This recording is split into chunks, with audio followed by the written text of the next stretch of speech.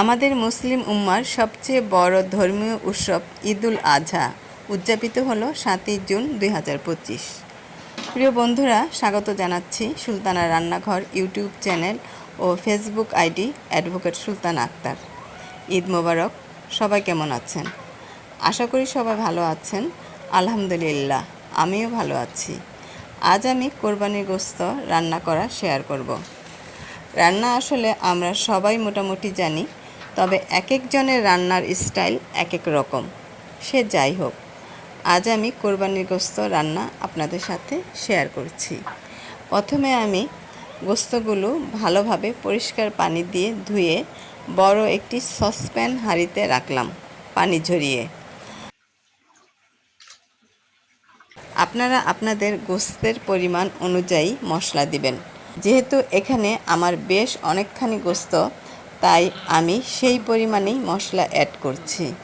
প্রথমে গোশতের সাথে আমি 1 বোল পেঁয়াজ মোটা করে কাটা দিয়ে দিলাম।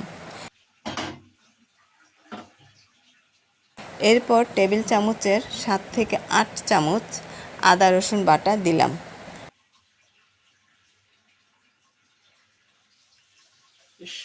3 টেবিল চামচ হলুদ গুঁড়া,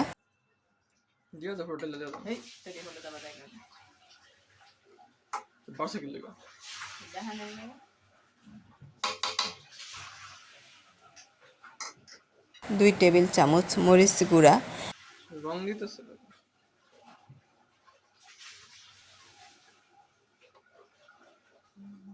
3 টেবিল চামচ ধনিয়া গুঁড়া,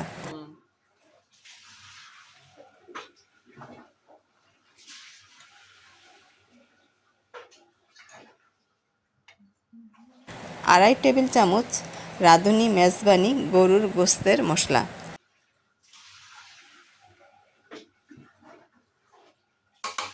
কিছু আস্ত গরম মশলা তেজপাতা সহ দিলাম।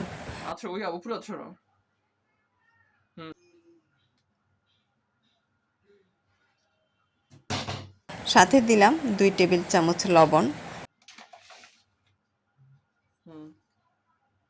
4 কাপ পরিমাণ সয়াবিন তেল,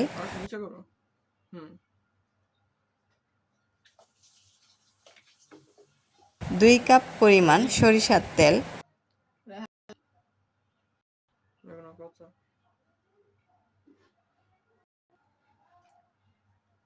3 টেবিল চামচ ঘি। এই ঘি আমার নিজের হাতে বানানো।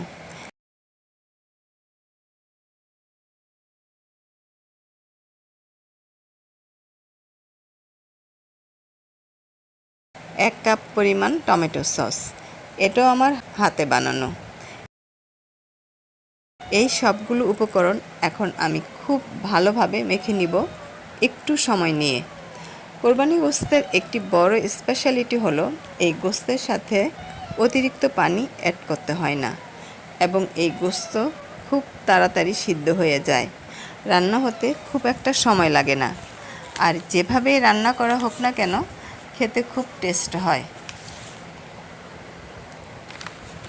মাখানো হলে হাতের মশলা ছাড়ানোর জন্য আমি অল্প পরিমাণ পানি দিয়ে হাত ধুয়ে গোশতের মধ্যে দিয়ে দিলাম। এবার চুলাটা অন করে হাঁড়ির মাপে একটা ঢাকনা দিয়ে ঢেকে দিলাম।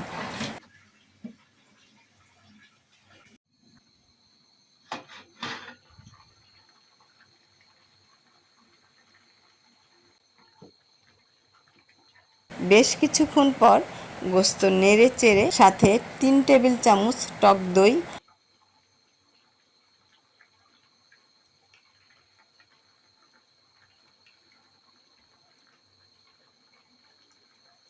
ও 2 টেবিল চামচ বাদাম বাটা দিয়ে আবার ভালোভাবে নেড়ে চেড়ে ঢাকনা দিয়ে ঢেকে দিলাম।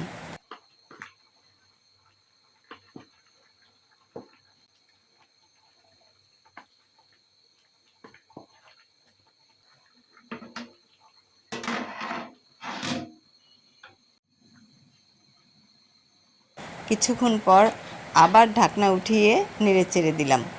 এভাবে কিছুক্ষণ পর পর নেড়েচেড়ে দিতে হবে এবং ঢাকনা খুব সাবধানে সরাতে হবে, না হলে ছ্যাঁকা খেতে হবে। আমি খেয়েছি, হাত খুব জ্বলছে।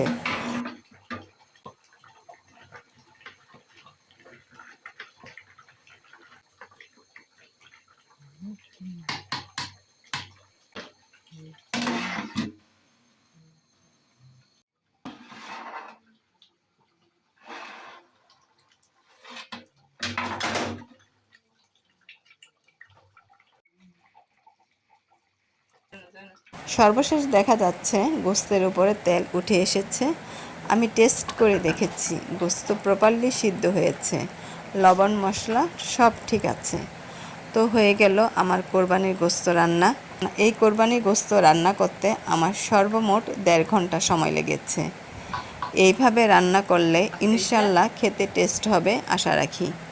আজকে এই পর্যন্ত। সবাই ভালো থাকবেন, সুস্থ থাকবেন। দেখা হবে নতুন কোনো রেসিপি নিয়ে সুলতানার রান্নাঘরে। আল্লাহ হাফেজ।